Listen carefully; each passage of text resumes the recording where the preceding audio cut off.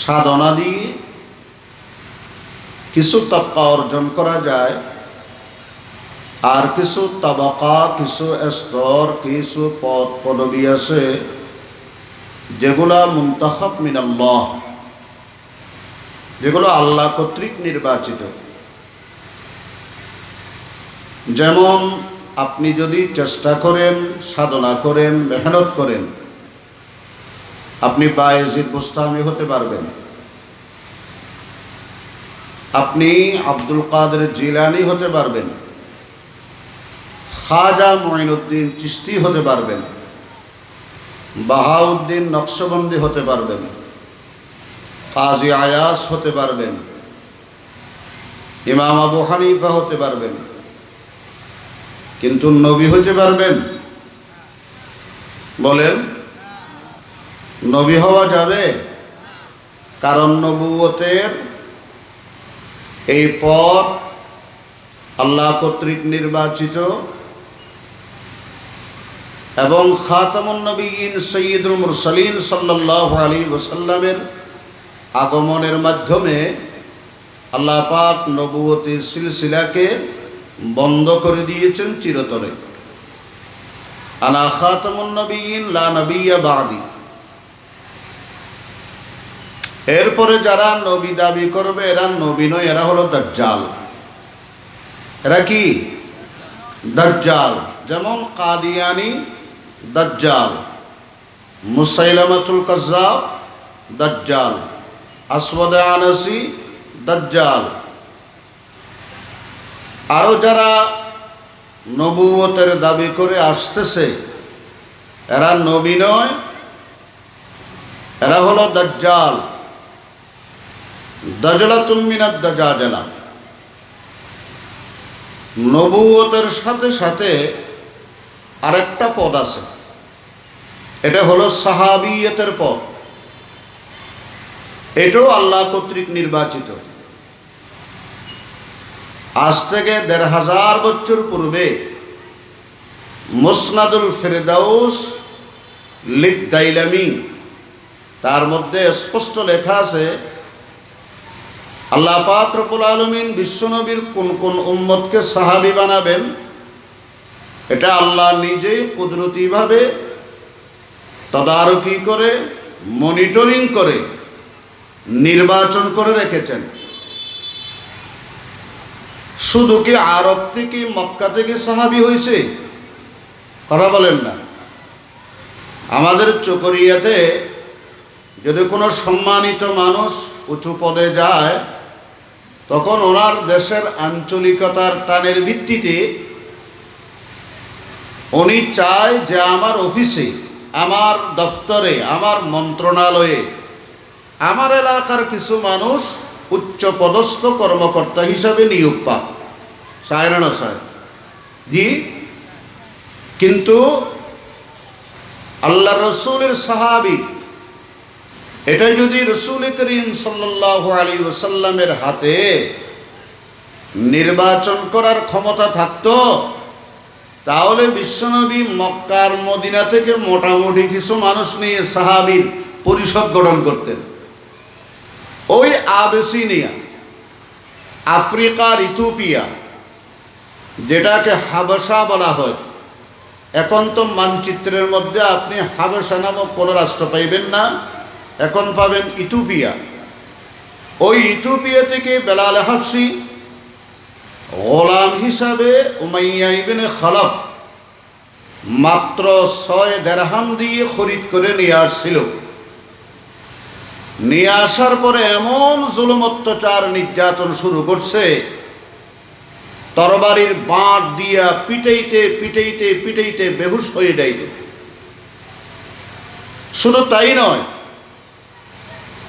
অসংখ্য অগণিত কাঁটাওয়ালা একটা বাবলা গাছ আছে, এই বাবলা গাছের হেলমেট বানাইয়া হযরত বেলালের মাথার উপর রাখা হতো। সমস্ত কাঁটাগুলো এই মাথার ভিতরে ঢুকে থাকত।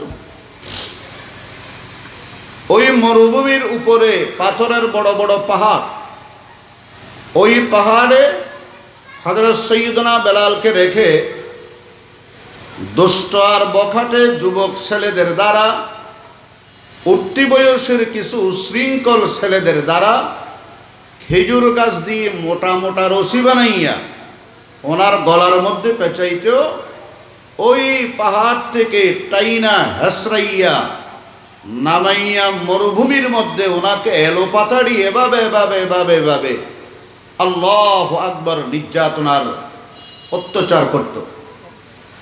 সারা শরীর রক্তে রক্তাক্ত, সারা শরীর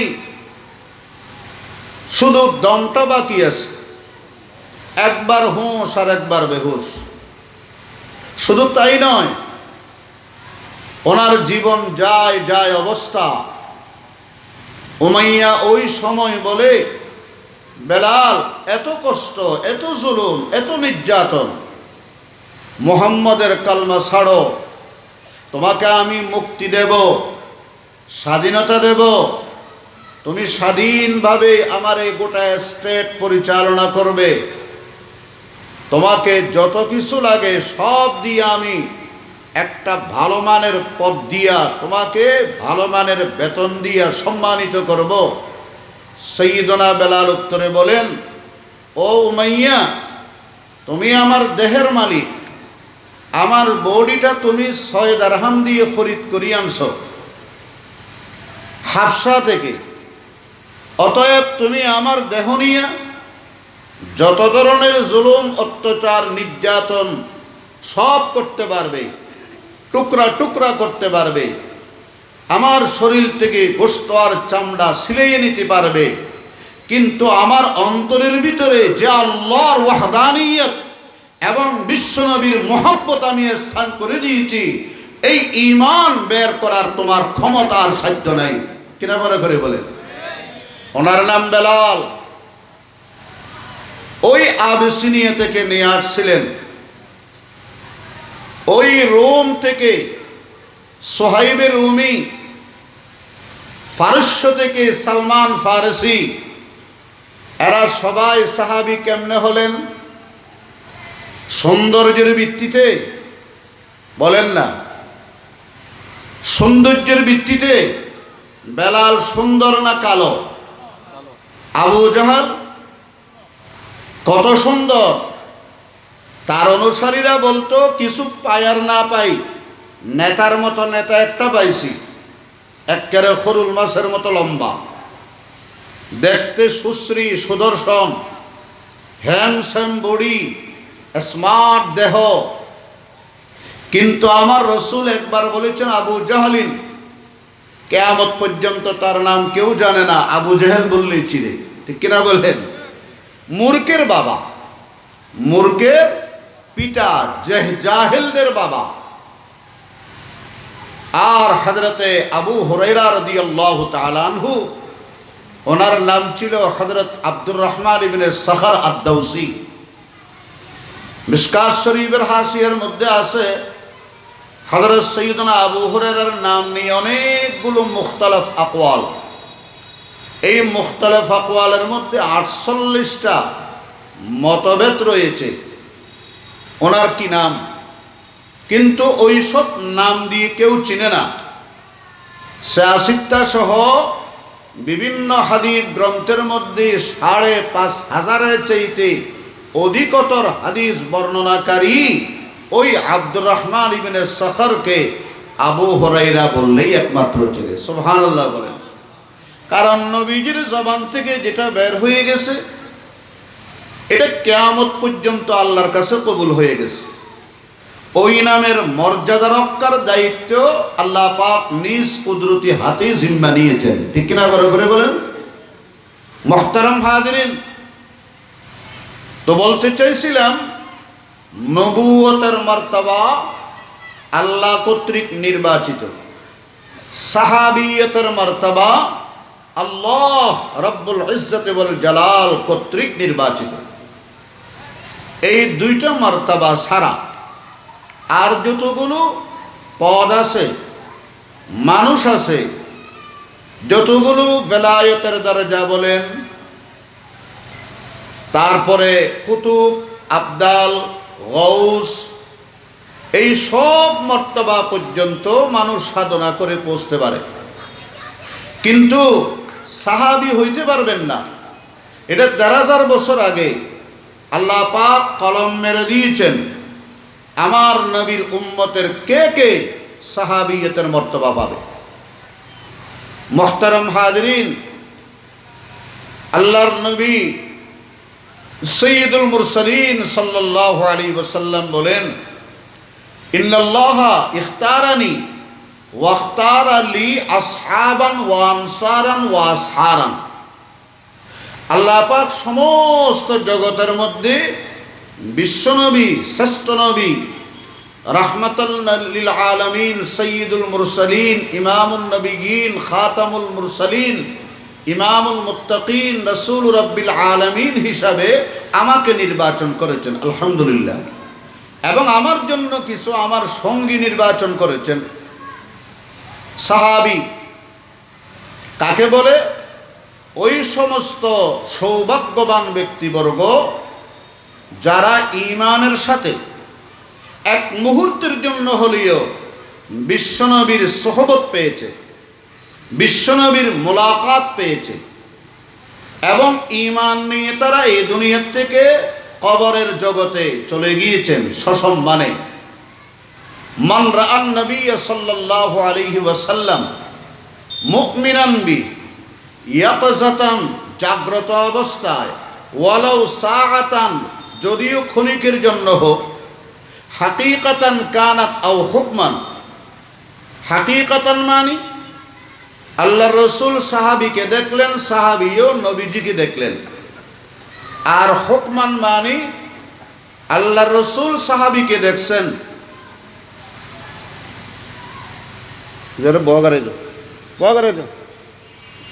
মাদ্রাসার মারত মাহফিলের তোর তো আদব নাই, যাইরে ফেসবুক লেগিতে রিবি কিচ্ছু করিতে তিন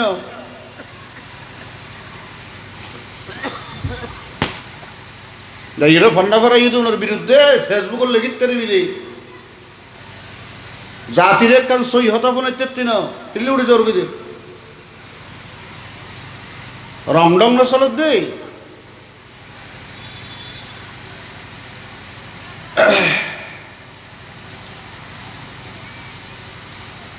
তাহলে বলেন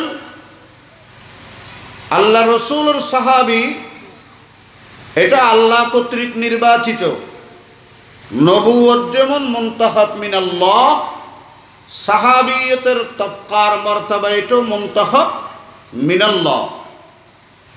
এই জন্য আল্লাহ রসুল ডাক দিয়ে বলেন, আমার যে সমস্ত সাহাবায়ে কেরাম এরা হলো আকাশের তারকার মতো। আমি পড়লাম না, আসহাবী কান নুজুম, তারকার মতো। ওই গহীন সাগরে যেখানে দিক নির্ণয় করা মুশকিল, কুল কিনারা নাই, ওই জায়গার মধ্যে নাবিক, কাপ্তান, সারাং এরা ওই তারকা দেখি দেখি কোন দিকে পশ্চিম, কোন দিকে পূর্ব, কোন দিকে উত্তর, কোন দিকে দক্ষিণ নির্ণয় করে। করে কি করে না? আল্লাহ রসুল বলেন, তোমরাও কোনটা জান্নাতের রাস্তা, কোনটা জাহান্নামের রাস্তা, এটা নির্বাচন করবা আমার সাহাবায়ে কেরামদের অনুসরণ করে, ওনাদেরকে দেখে দেখে। বিআইহিম ইকতাদাইতুম ইহতাদাইতুম, যে কোনো একজন সাহাবীকে যদি অনুসরণ করি তুমি জীবন চালাও, ইনশাআল্লাহ আমি বিশ্বনবী, চিরসত্য নবী, সাদিকুল মসদুক নবী বলে দিলাম, তুমি হেদায়েত পেয়ে যাবে। সুবহানাল্লাহ। আচ্ছা, হেদায়েতের চাইতে বড় দৌলত আর নেয়ামত কিছু আছে? এই হেদায়েত পাওয়ার জন্য মাপকাঠি বানাইছেন সাহাবীদেরকে, দ্বীনের মাপকাঠি। এই কথাগুলো আপনাদেরকে বলতেছি সম্পূর্ণ নিরপেক্ষভাবে। আমি, আপনারা জানেন, দেখেন, শুনেন, আল্লাহওয়ালাদের জোতা সিধা করাটাই আমার একমাত্র সম্বল। আমার কোনো যোগ্যতা নেই, আমি ফেসবুক নাই, যারা করে এগুলার পক্ষে নেই। কারণ মোবাইল আমাদের মধ্যে সবচেয়ে বেশি বিভেদ সৃষ্টিকারী, তার নাম হলো মোবাইলের যন্ত্র। ও আমার মুরব্বীরা, ভাইরা, নিজের উঠতি বয়সী ছেলে মেয়ে, চাই স্কুল পড়ুয়া হোক, চাই মাদ্রাসা পড়ুয়া হোক, এদেরকে যদি আপনি টাচ মোবাইল হাতে দিলেন, আমি বলবো ওইটা নিয়ে তার হাতের মধ্যে একটা বিষের বোতল দেন। কি এর বোতল? বিষের বোতল। সে নষ্ট হইলে, মারা গেলে একা মারা যাবে, গোটা উম্মতকে মারবে না। এখন আমাদের উঠতি বয়সের ছেলে রক্ত গরম, বাস কিছু শুনল, না আছে যাচাই, না আছে বাছাই, না আছে তার ভিতরে কোনো যোগ্যতা, বাস লিখে দিছে হুজুকি বাঙালি। মনে রাখবেন, মোবাইলের উপকারিতা অনেক আছে, হাজারও আছে। এই মোবাইল দিয়ে আপনি বাংলাদেশে বসে লন্ডনের ছেলের খবর নিতে পারেন 1 মিনিটে। আপনার ছেলে আপনি বাবাকে দেখতে পারে, খবর নিতে পারে, কেমন আছেন, ভালো না খারাপ, সুস্থ না অসুস্থ। এই যোগাযোগের একমাত্র মাধ্যম মোবাইল। অনেক উপকারিতা আছে, কিন্তু আমি বলবো আগুনের উপকারিতাও কম নাই। ভাত, তরকারি, নাস্তা, এই যে মাইকের স্ট্যান্ড, এই যে আমার রুমাল, জুব্বা, সব কিছুর মধ্যে 4 কাপ, প্লেট, এগুলো সব কিছুর মধ্যে আগুন ব্যবহার হইয়ে নাও। এই যে মিডিয়ার ভাইয়েরা স্ট্যান্ড টাঙাইলেন, এগুলোর মধ্যে আগুন আছে না নাই? এই যে মাইকের মধ্যে আগুনের ব্যবহার আছে না নাই? কিন্তু আগুন অতক্ষণ উপকারী যতক্ষণ চুলার ভিতরে থাকে। আগুন যদি কাপড়ের গুদামে লাগে, ফাটের গুদামে লাগে, ঘরের সালের কোনায় লাগে, তখন আগুন উপকারী না ধ্বংসাত্মক? কথা বলেন। এই যে উঠতি বয়সী ছেলে মেয়ে, স্কুল পড়ুয়া, কলেজ পড়ুয়া, মাদ্রাসা পড়ুয়ার হাতে আপনি বাবা মা হইয়া 1 নম্বরে আপনি দায়ী। এই যে টাচ মোবাইল হাতে দিলেন, ঘরের আগুন ভালো, কিন্তু চুলার আগুন চুলার থেকে বাইর করি আপনি কাগজের গুদামে লাগাই দিলেন, ঘরের সালের কোনায় লাগাই দিলেন। সে নিজেও ধ্বংস, পরিবারও ধ্বংস, সমাজও ধ্বংস, রাষ্ট্র ধ্বংস করবে। ঠিক কিনা বড় করি বলেন? মুহতারাম হাজিরিন, আমাদের সমস্ত বিভেদ ইখতিলাফের জন্য বর্তমান অবস্থায় এই সমস্ত অনলাইন সোশ্যাল মিডিয়া, এই সমস্ত ফেসবুক, এই টাচ মোবাইল, এগুলোই 1 নম্বরের দায়ী। আর এগুলো আমরা দিছি কারে? আমার ছেলের। এই জন্য বাবা হিসাবে আমি দায়ী, সমাজপতি থাকলে সমাজপতি দায়ী, রাষ্ট্রের যিনি কর্তা ব্যক্তি তিনিও দায়ী। কারণ তিনি কেন আইন করলেন না এত বছরের বয়সের ছেলে ছাড়া, মেয়ে ছাড়া মোবাইল ব্যবহার নিষিদ্ধ? কোম্পানিগুলো দায়ী, সস্তা সস্তা MBR অফার দেয়, বাস এগুলা নিয়ে দুনিয়ার সমস্ত আকাম কুকাম করে। আল্লাহ এই মোবাইলের ফিতনা থেকে জাতির রক্ষা করুক, আমিন বলেন। আল্লাহ পাক এই আগুন নিয়ে আমাদেরকে আর বেশি দিন খেলতে দিবেন না। এইভাবে যদি চলতে থাকে, দেখবেন একটা দেশ, একটা সমাজ, একটা রাষ্ট্র, একটা প্রতিষ্ঠান ধ্বংসের জন্য এই মোবাইলই যথেষ্ট। ঘর মে আগ লাগি ঘর কি চিরাগ সে, ঘরের চিরাগ থেকে ঘরে আগুন লাগলে নিবাইবে কে? ঘরে আগুন লাগলে ফায়ার সার্ভিস আসি নিবায়, কিন্তু ফায়ার সার্ভিসে আগুন লাগলে কে নিবাইব? কে নিবাইব?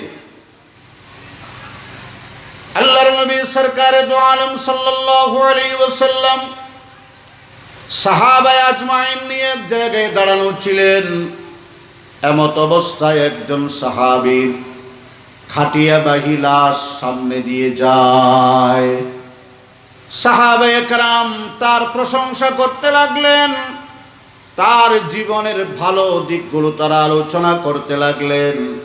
বিশ্বনবী শোনার পরে বললেন, ওয়াজাবাত ওয়াজাবাত ওয়াজাবাত। সুবহানাল্লাহ বলেন। ওয়াজিব হয়ে গেল, ওয়াজিব হয়ে গেল, ওয়াজিব হয়ে গেল। কিছুক্ষণ পরে দেখা গেল আর একটা লাশ যাচ্ছে। সাহাবায়ে কেরাম তার কিছু দোষ ত্রুটি বর্ণনা করলেন। আল্লাহ রাসূল উত্তরে বললেন, ওয়াজাবাত ওয়াজাবাত ওয়াজাবাত। ওয়াজিব হয়ে গেছে, ওয়াজিব হয়ে গেছে, ওয়াজিব হয়ে গেছে। সাহাবারা আরজ করলেন, ওগো আল্লাহর প্যারা রসুল, প্রথম লাশকে আপনি বললেন আমাদের প্রশংসা শুনে ওয়াজাবাত ওয়াজাবাত ওয়াজাবাত, আর দ্বিতীয় যার কিছু দুশ্চর্চা করেছি, যার কিছু আমরা বদনামি করেছি, কুৎসা রটনা করলাম, এর ব্যাপারেও আপনি বললেন ওয়াজাবাত। মর্ম বুঝলাম না, কি ওয়াজিব হয়ে গেল? সরওয়ারে কায়নাত সাল্লাল্লাহু আলাইহি ওয়াসাল্লাম ডাক দিয়ে বললেন, মান আসনাইতু আলাইহি খাইরান ওয়াজাবাত লাহুল জান্নাহ ওয়া মান আসনাইতু আলাইহি শাররান ওয়াজাবাত লাহুন নার।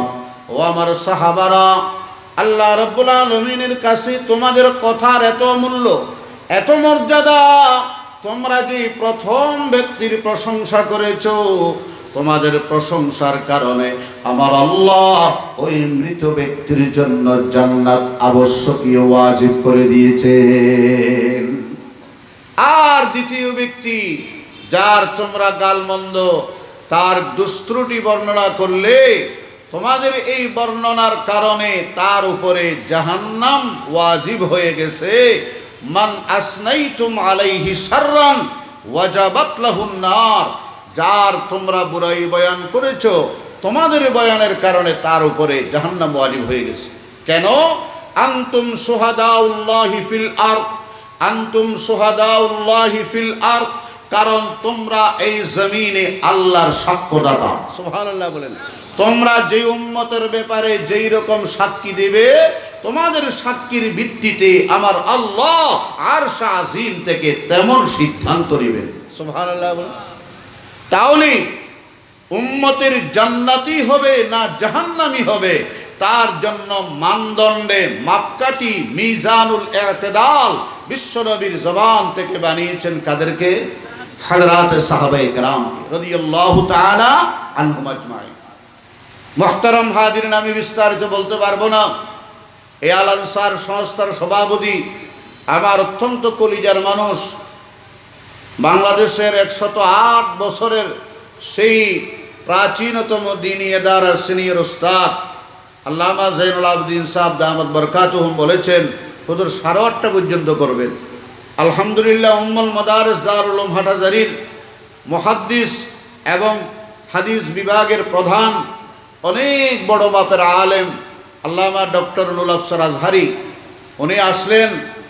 আল্লাহ, আমরা ওনাদের একটু আগে পড়ছি, উনি আমাদের পরে পড়ছে এটা বলবো না, আমরা একটু আগে পড়ছি, কিন্তু উনি এখানে আসার পরে আমি দাঁড়িয়ে আমার ছাত্রকে না বলে আমি নিজে জায়নামাজ বিছিয়ে দিছি, কারণ তিনি আমার মাদার ইলমির উস্তাদ। আমি বললাম, আপনার সম্মান আমার কাছে হযরত শাহ আব্দুল আজিজ রহমতুল্লাহ আলাইহির মতো, শাহ মুফতি আহমদুল হকের মতো, শাহ আল্লামা আহমদ শফির মতো আমার তালেব ইলমদেরকে শোনাইবার জন্য বলতেছি, তিনি আমার মাদার ইলমের উস্তাদ। আমি যতক্ষণ ওখানে বসছি ওনার সাথে আদবের সাথে পেশ আসছি। আলহামদুলিল্লাহ, অনেক দূরের থেকে নাটোরে হযরত শেখুল ইসলামের একটা প্রতিষ্ঠান আহমদিয়া জামিয়া, মৌলানা আহমদ মুস্তফা হুজুরের খলিফা, ওখান থেকে আসতেছেন। ইনশাআল্লাহ সালাতুল ইশার পরে বয়ান করবে। কথাগুলো খুব ভালো করে খেয়াল করেন। আল্লাহ রাব্বুল আলামিন সাহাবায়ে কেরামের ব্যাপারে কোরআনে মজিদে 750টা আয়াত নাজিল করে তাদের প্রশংসা করেছেন। একটু সুবহানাল্লাহ বলেন। 750টা আয়াত।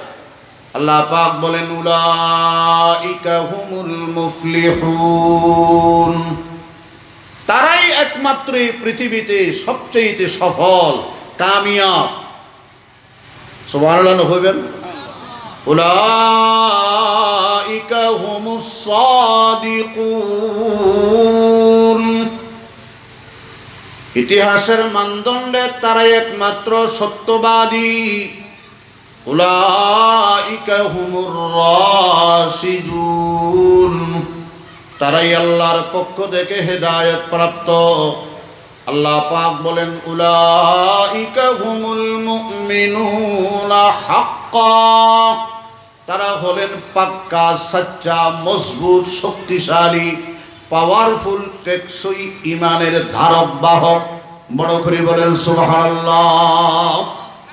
এইরকম বলতে বলতে উলাইকা কাতাবা ফি কুলুবিহিমুল ঈমান, আল্লাহর নবীর সাহাবা তারা যাদের অন্তরে আল্লাহ ঈমানকে মজবুতির সাথে বসিয়ে দিয়েছেন, রাদিয়াল্লাহু আনহুম ওয়া রাদু আন, তাদের উপর আল্লাহ রাজি, তারা আল্লাহর উপর রাজি। এর চাইতে আর কোনো সার্টিফিকেট লাগে? কথা বড় করে বলেন।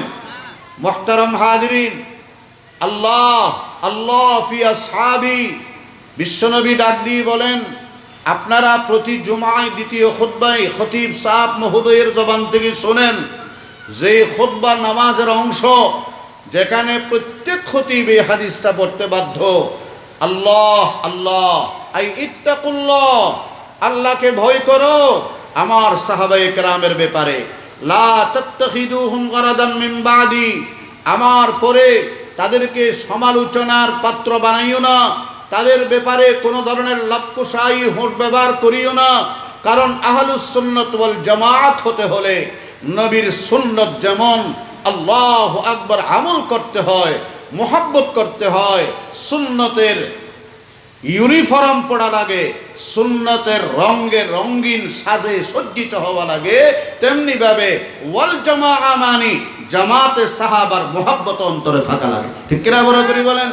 আমার অন্তরে নবীর সুন্নত মুহাব্বত আছে, কিন্তু আল্লাহর নবীর সাহাবীর বিদ্বেষ আছে।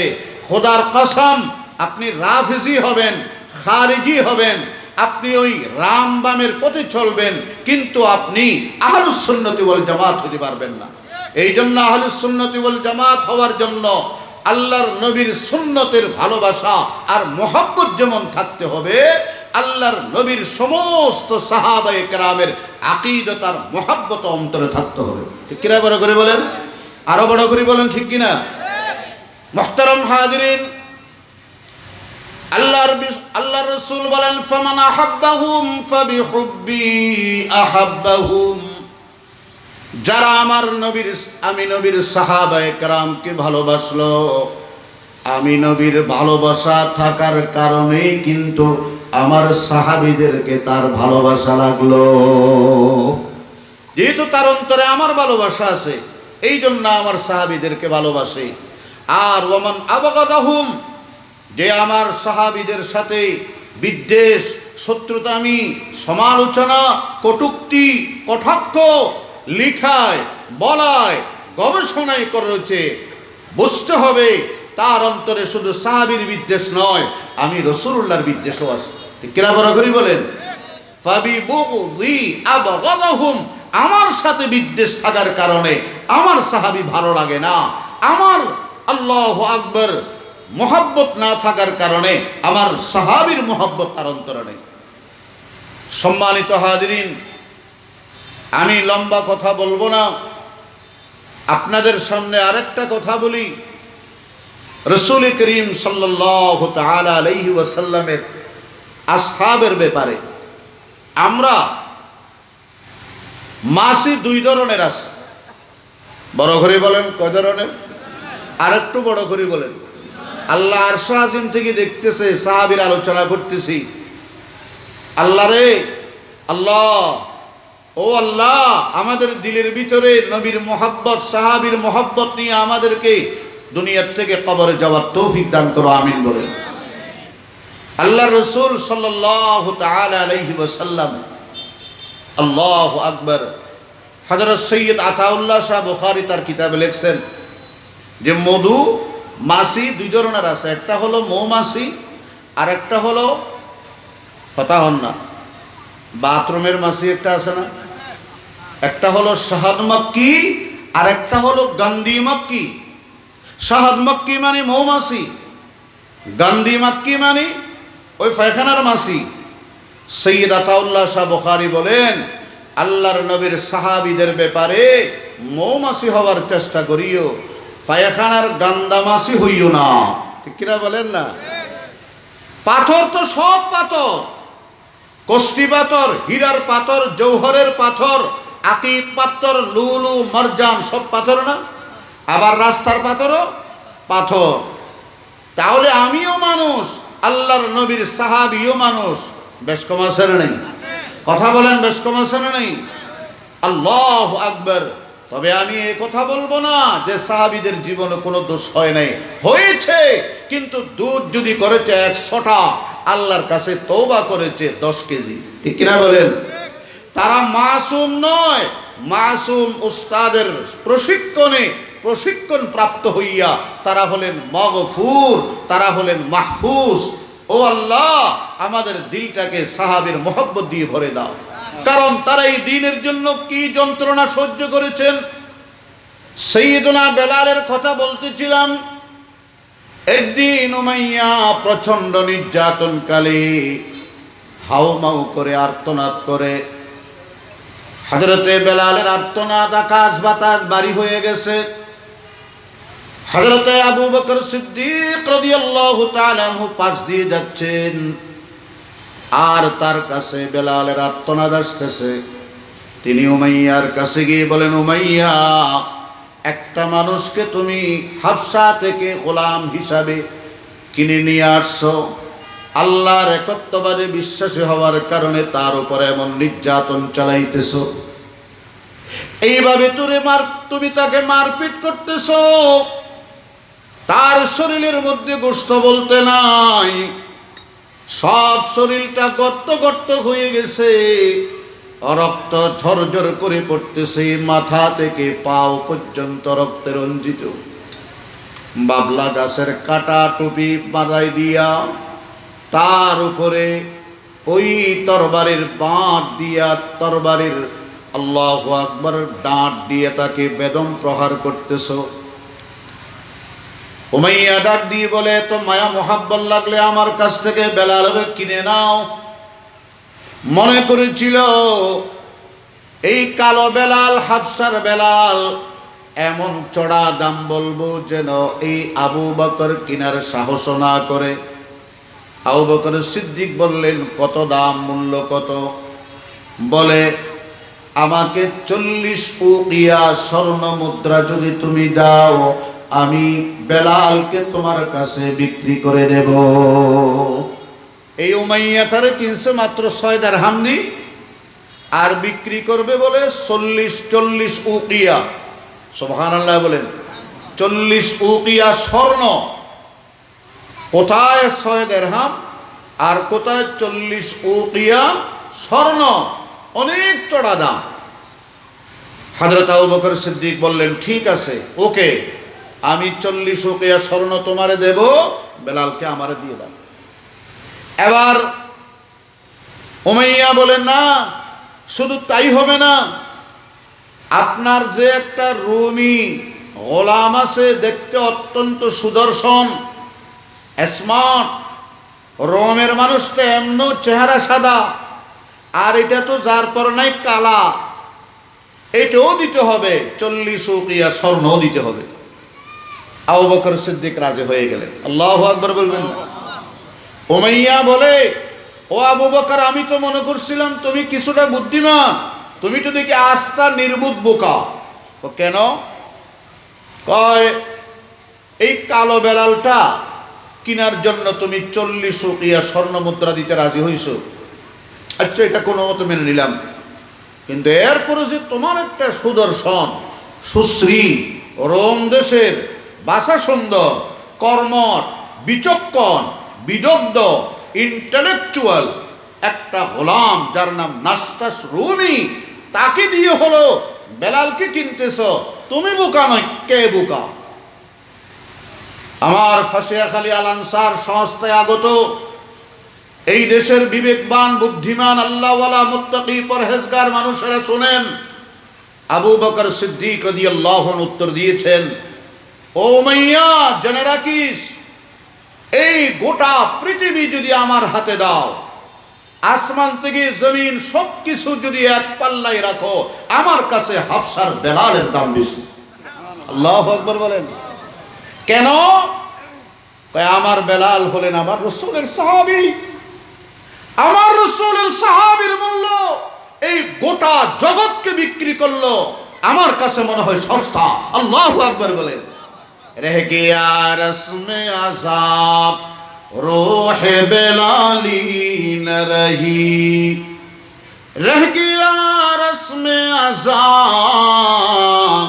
रूह बेलाली न रही, फलसफा रह गया तलकीन गजाली न रही।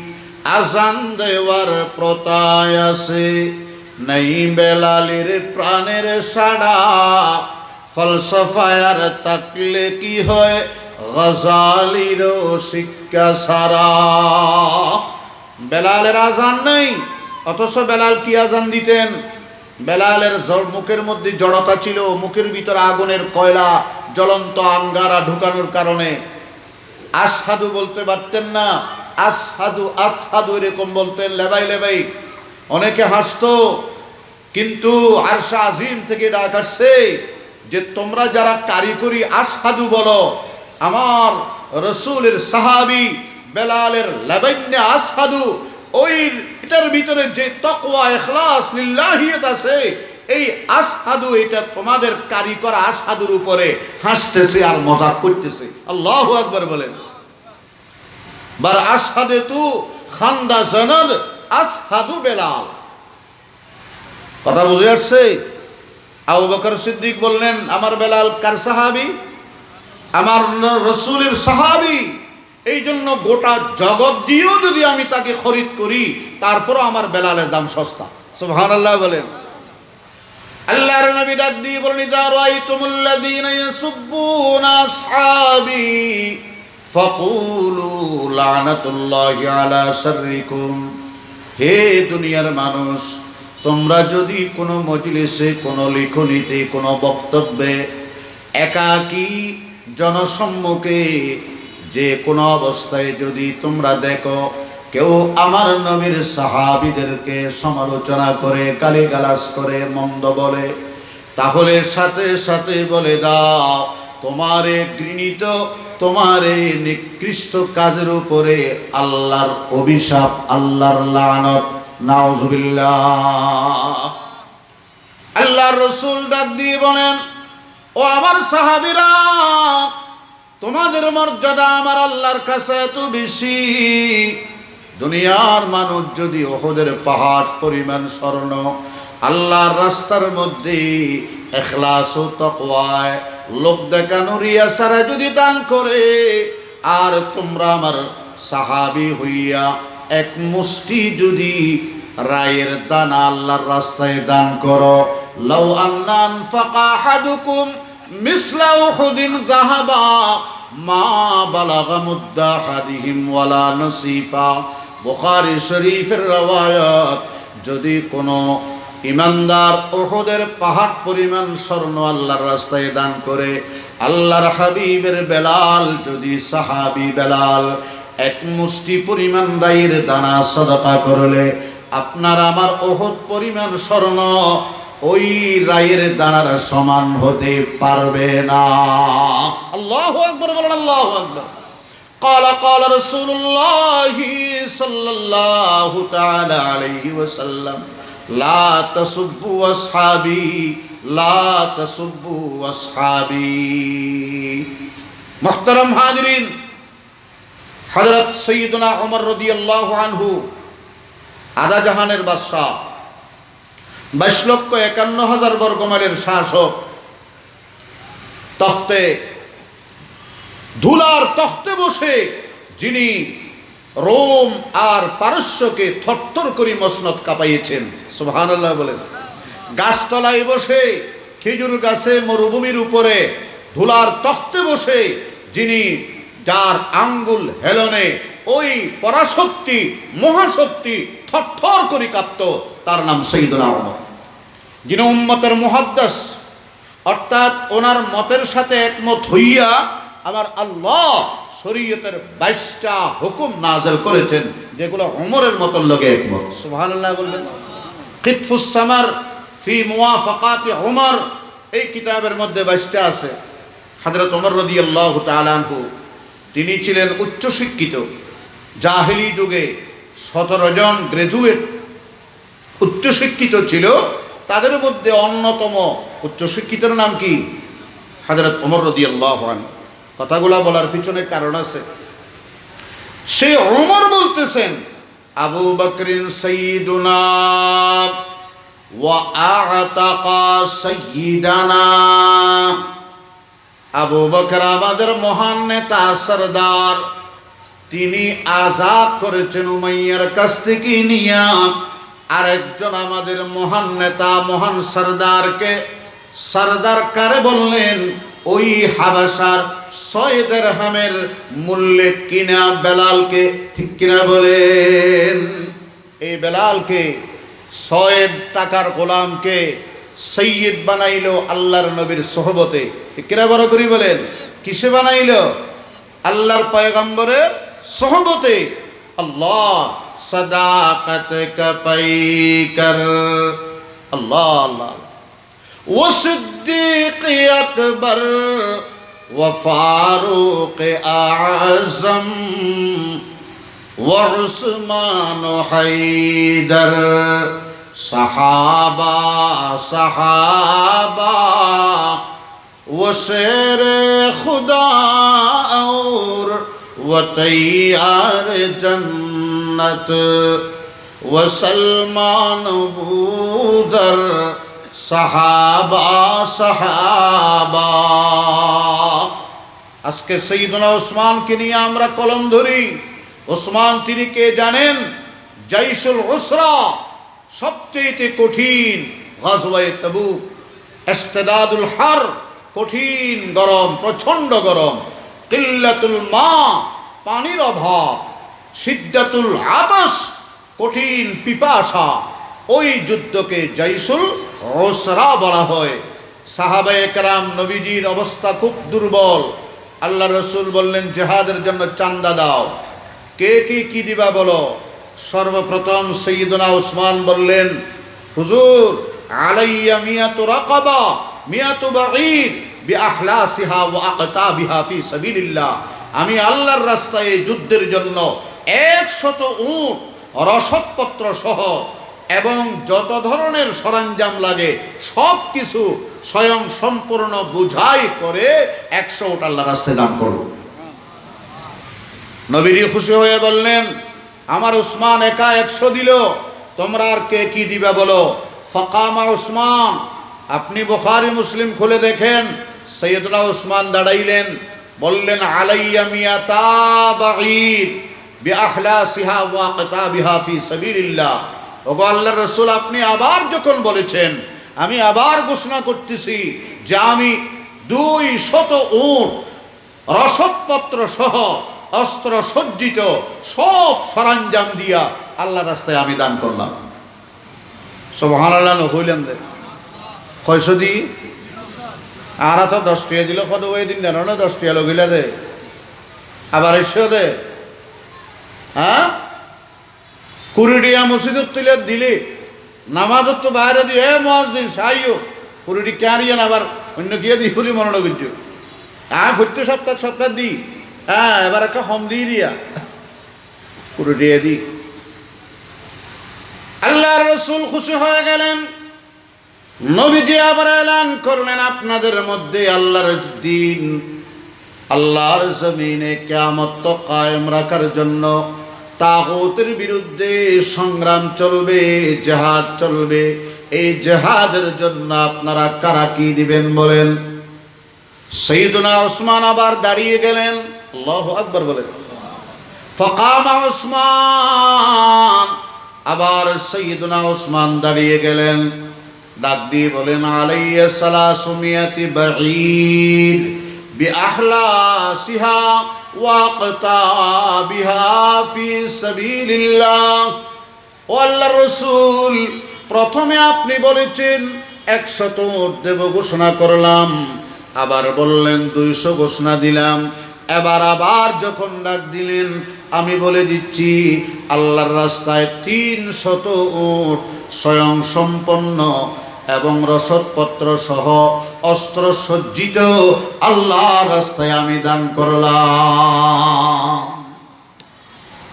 সৈয়দনা ওসমানের এই এলানের পরে আল্লাহর রাসূল এত খুশি হয়ে গেলেন, ডাক দিয়ে বললেন মা আলা ওসমান মা আমিলা বাদা হাদাল ইয়াউম।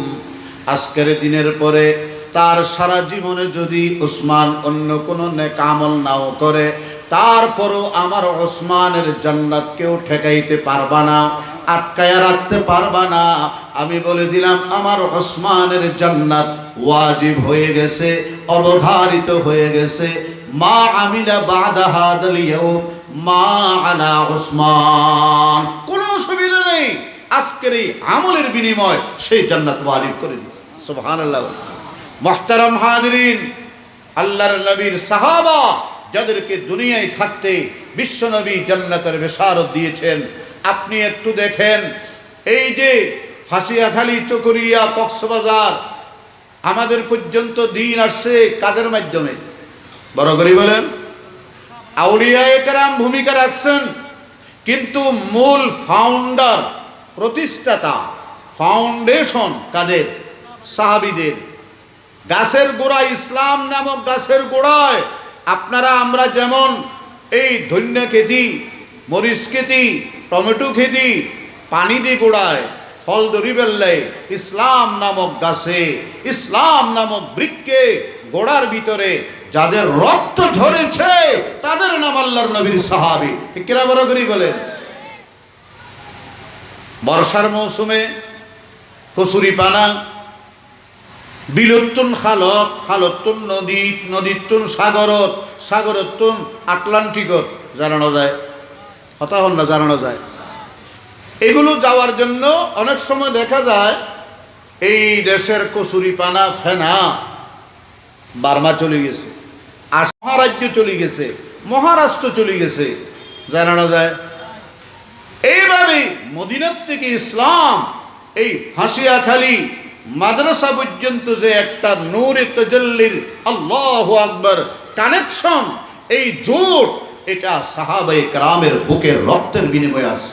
কিরাবার ঘুরি বলে, ওনাদের রক্তের উপরে ভাইসা ভাইসা ইসলাম আপনি আমার গোড়ার দরজার গোড়ায় আসছে, এই ফাঁসিয়াখালীর জমিনে আসছে। অতএব এদের ব্যাপারে সাবধান, এদের ব্যাপারে খুব সতর্ক। আল্লাহ পাক, আল্লাহ রসুল বলেন, আল্লাহ ইত্তাকুল্লাহ, ইত্তাকুল্লাহ, আল্লাহকে ভয় করো, আল্লাহকে ভয় করো। আমার সাহাবীদের ব্যাপারে খবরদার কোনো ধরনের আল্লাহ কটূক্তি সমালোচনা করবা না। যদি করো বুঝতে হবে তোমার দিলের ভিতরে আল্লাহ সাহাবীর দুশ্মনীয়ত ন, আমি রসুলের লগে তোমার শত্রুতা আছে। আপনি দেখেন, কয়টা বলবো, মুতার যুদ্ধে মুসলমান সাহাবী 3000, আর ওইদিকে কেউ বলে 2 লক্ষ, কেউ বলে 3 লক্ষ। 3 লক্ষের মোকাবেলায় কয় হাজার? 8টা আওয়াজ করে বলেন কয় হাজার? হুজুর বলতেছেন, হুজুর আমার উস্তাদের উস্তাদ, হ্যাঁ আপনারা একটু বললে আমার ছাত্ররা অসুবিধে কি? হ্যাঁ ঠিক ঠিক তো বহুত দিন হইও, এটা কেনা হয় না। হ্যাঁ আলহামদুলিল্লাহ, আল আনসারের মধ্যে এরকম ঠিক ঠিক ধরনের রুহানি বক্তা নিয়ে আসছেন আল্লামা ফরিদুদ্দিন আল মুবারক। জিন্দগির অর্ধেক জিন্দগি বুখারী মুসলিম পড়াইছে, আলহামদুলিল্লাহ বলে। হযরত আল্লামা জমিরুদ্দিন সাহেব রহমতুল্লাহ আলাইহির সিনাত থেকে দৌলত নিছে। হযরত সুলতানুল আউলিয়া আল্লামা সুলতান নানুপুরের সিনাত থেকে দৌলত নেওয়া। লালপুলের হযরত মুফতি সৈয়দ আহমদ সাহাবুদুর রহমতুল্লাহ আলাইহির সিনাত থেকে দৌলত নেওয়া। আল্লামা নুরুল আফসার আজহারি, আল্লাহু আকবার, সমস্ত মুতাদিল মেজাজের মুহাক্কিক আবিসারা আর সব মুহাক্কিক আলেম এখানে দাওয়াত করছেন, আলহামদুলিল্লাহ। তো 3000 মোকাবেলার মধ্যে কত? 3 লক্ষ। আল্লাহ রসুল ডাক দিয়ে বলেন, ইনুসিবা যাইদুল ফাজাফার ওয়াইন মুসিবা জাফারুন ফাআব্দুল্লাহ ইবনে রাওয়াহা। এই মুতার যুদ্ধে যদি আমার সাহাবী প্রধান সেনাপতির দায়িত্ব পালন করবে, আমার পুষ্যপুত্র, আমার পালক ছেলে যায়েদ বিন হারেসা, তিনি যদি শহীদ হয়ে যায়, দ্বিতীয় পর্যায়ে সেনা প্রধানের দায়িত্ব পালন করবে জাফর বিন আবি তালেব, যিনি আমার চাচাতো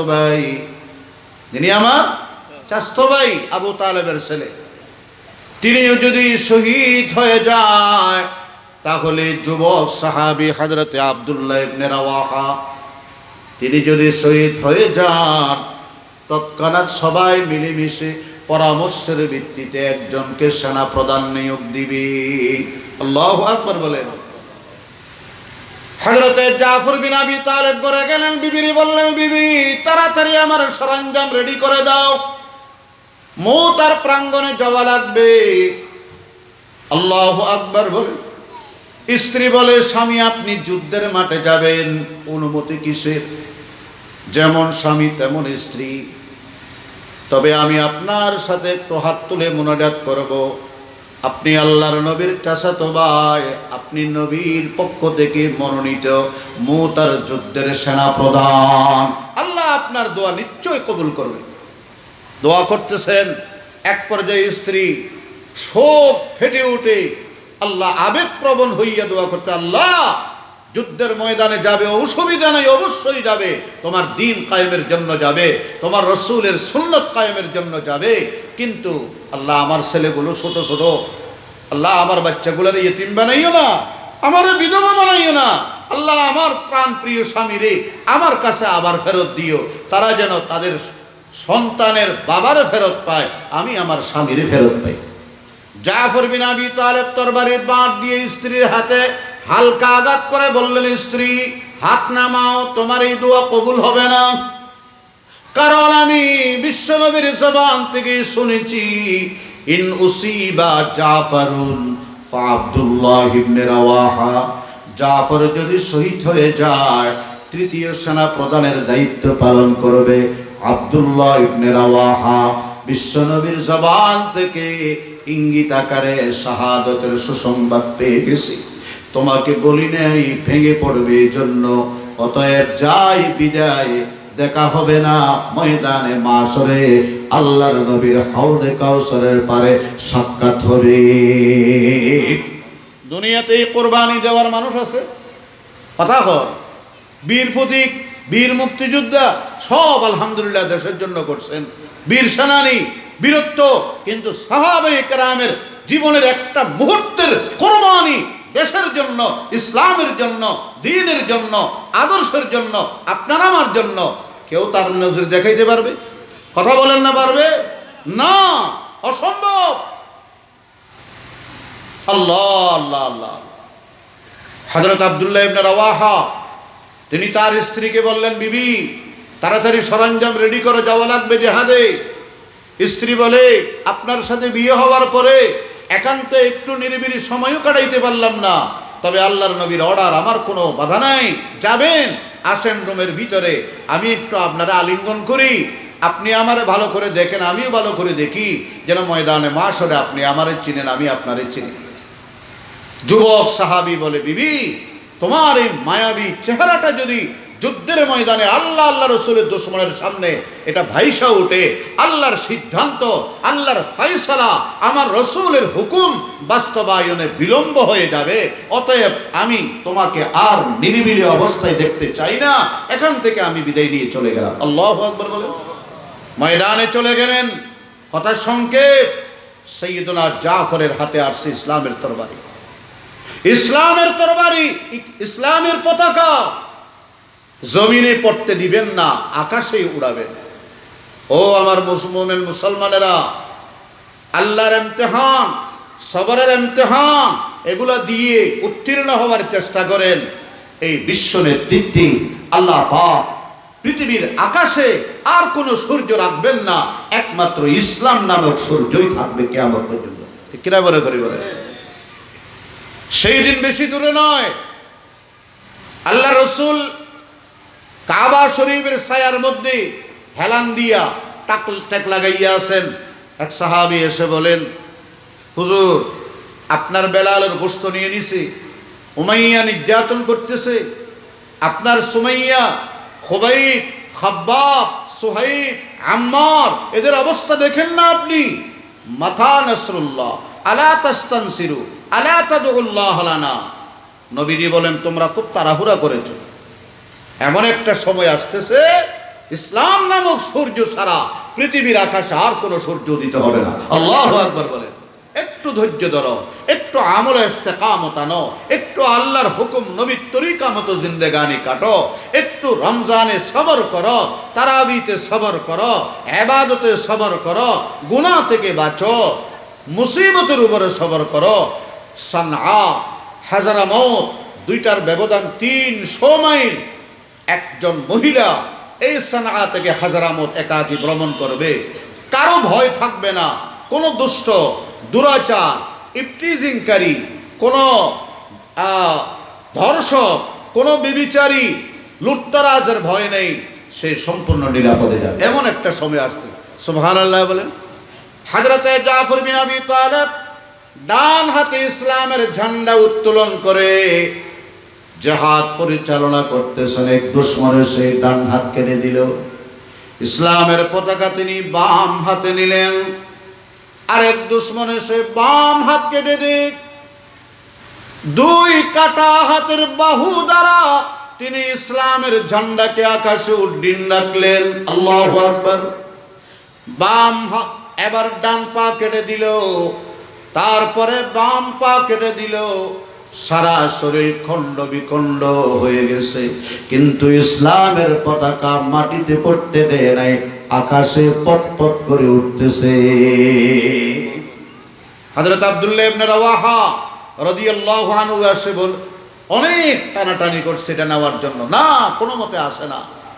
শেষ পর্যন্ত তিনি বলতে বাধ্য হলেন, ও জাফর, আপনি যেমন রাসূলুল্লাহ কর্তৃক নির্বাচিত সেনাপ্রধান, আপনার পরে আমিও আল্লাহর নবীর নির্বাচিত একজন সেনাপ্রধান।